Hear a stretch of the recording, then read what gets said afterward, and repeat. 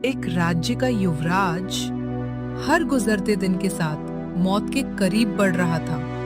उसे बचाने का सिर्फ एक ही तरीका था, सफेद घोड़ा जिसके पंख हो। उसकी पूंछ का केवल एक बाल राजकुमार को ठीक कर सकता था। लेकिन सच्चाई तो ये थी कि उस घोड़े को ढूंढने वाले कभी वापस ही नहीं आए। बहुत समय पहले की बात है। एक विशाल और समृद्ध राज्य हुआ करता था, जहां चारों ओर खुशहाली ही खुशहाली थी। जब बहुत ही न्यायप्रिय, दयालु और बुद्धिमान था। उसकी प्रजा उसे भगवान के समान मानती थी, क्योंकि वो हमेशा अपने लोगों की भलाई के बारे में सोचता था। उतनी ही सुंदर और कोमल हृदय वाली थी। वो हमेशा गरीबों की मदद करती थी और अपने बेटे से बहुत प्यार करती थी। उनका एक ही बेटा था, राजकुमार, जो जवान, साहसी और बहुत ही जिज्ञासु स्वभाव का था। उसे जंगलों में घूमना, नए नए स्थानों की खोज करना और शिकार करना बहुत पसंद था। एक दिन राजकुमार राजा से, पिताजी, मैं शिकार के लिए जा रहा हूँ, कृपया मुझे आज्ञा दीजिए। आज्ञा है पुत्र, जाओ, लेकिन अपना ख्याल रखना। फिर राजकुमार ने माता से भी आज्ञा ली। राजकुमार अपने कुछ सैनिकों के साथ शिकार पर जाने के लिए निकला। सूरज की किरणें धीरे धीरे जंगल के पेड़ों के बीच से निकल रही थीं। पक्षियों की चहचहाहट पूरे वातावरण को और भी सुंदर बना रही थी। शुरुआत में सब कुछ ठीक चल रहा था। राजकुमार अपने साथियों से अलग हो गया। वो अकेला ही जंगल के और भी गहरे हिस्से में पहुंच गया। वहां पहुंचकर राजकुमार ने एक बहुत सुंदर हिरन देखा। ही मन सोचा, वाह, कितना सुंदर हिरन है, मैं इसी का शिकार करता हूँ। राजकुमार ने बिना देर किए अपना धनुष उठाया और पूरी ताकत से एक तीर चला दिया। लेकिन किस्मत को कुछ और ही मंजूर था। वो तीर हिरन को नहीं लगा, बल्कि सीधे जाकर लगा, जो वहां एक पेड़ के नीचे बैठकर गहरी तपस्या कर रहे थे। तीर लगते ही ऋषि की तपस्या भंग हो गई। उन्होंने धीरे धीरे अपनी आंखें खोली और उनकी आंखों में भयानक क्रोध दिखाई दे रहा था। वो बोले, किसने मेरी तपस्या भंग करने का दुस्साहस किया है, उसे उसका दंड अवश्य मिलेगा। सामने आओ, कौन है, अन्यथा इसका परिणाम बहुत बुरा होगा। सामने आओ। राजकुमार ये देखकर डर गया। वो तुरंत उनके पास गया और हाथ जोड़कर बोला, हे महर्षि, मुझसे बहुत बड़ी गलती हो गई, कृपया मुझे क्षमा कर दीजिए। लेकिन ऋषि का क्रोध शांत नहीं हुआ। उन्होंने कठोर स्वर में कहा, तुमने मेरी वर्षों की तपस्या भंग की है, इसका परिणाम तुम्हें अवश्य भुगतना होगा। राजकुमार डर से कांपने लगा। मुझे क्षमा कर दीजिए, मैं जानबूझकर ऐसा नहीं करना चाहता था। ऋषि ने आंखें बंद की और तेज स्वर में बोले, आज से हर गुजरते दिन के साथ तुम्हारा शरीर कमजोर होता जाएगा और तुम धीरे धीरे मृत्यु के करीब पहुंच जाओगे। इतना कहकर ऋषि वहां से अंतर्ध्यान हो गए। राजकुमार के पैरों तले जमीन खिसक गई। वो घबराया हुआ तुरंत महल की ओर भागा। कुछ ही दिनों में उसकी हालत बिगड़ने लगी। वो दिन ब दिन कमजोर होता जा रहा था। न उसे भूख लगती, न नींद आती। रानी अपने बेटे को इस हालत में देखकर टूट चुकी थी। वो दिन रात उसके पास बैठी रहती और भगवान से उसके लिए प्रार्थना करती रहती। राजा ने राज्य के सभी वैद्यों और हकीमों को बुलाया। वैद्यों ने कई उपचार किए, पर सब विफल रहे।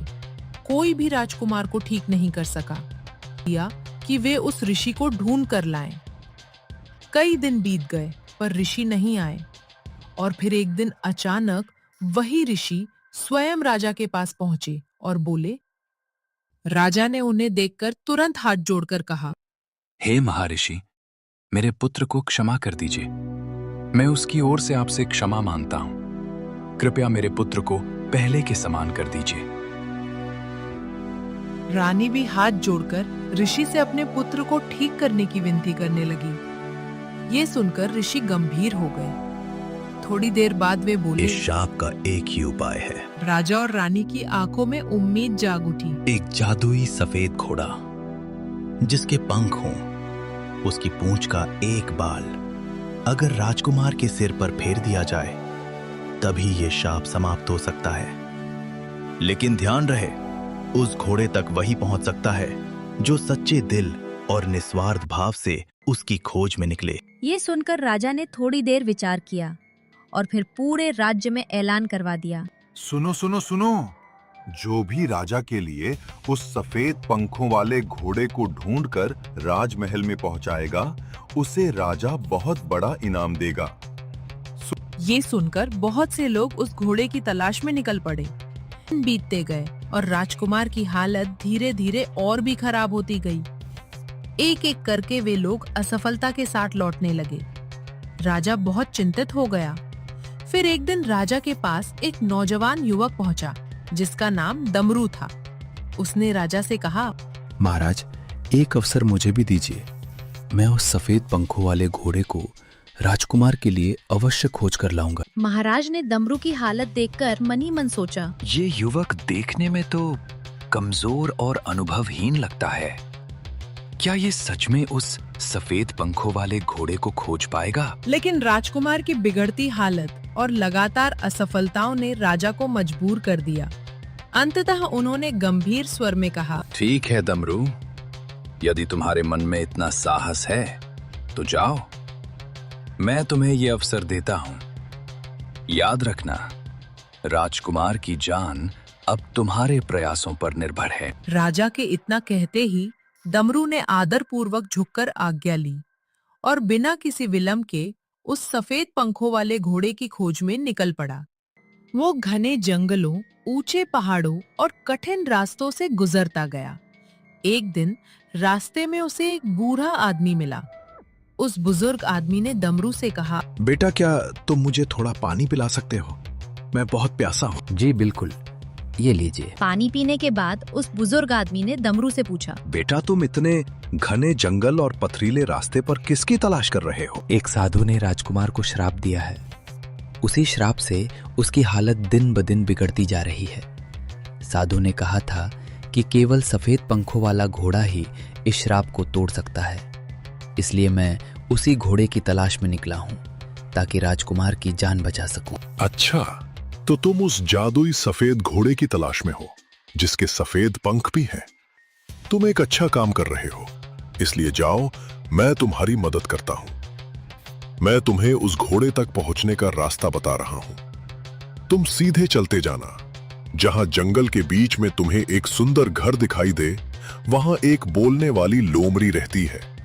वही तुम्हारी मदद अवश्य करेगी। इतना सुनकर डमरू के मन में खुशी की लहर उठ गई और वो प्रसन्न होकर उस बुजुर्ग आदमी को प्रणाम करके जंगल में उस लोमड़ी के घर की ओर चल दिया।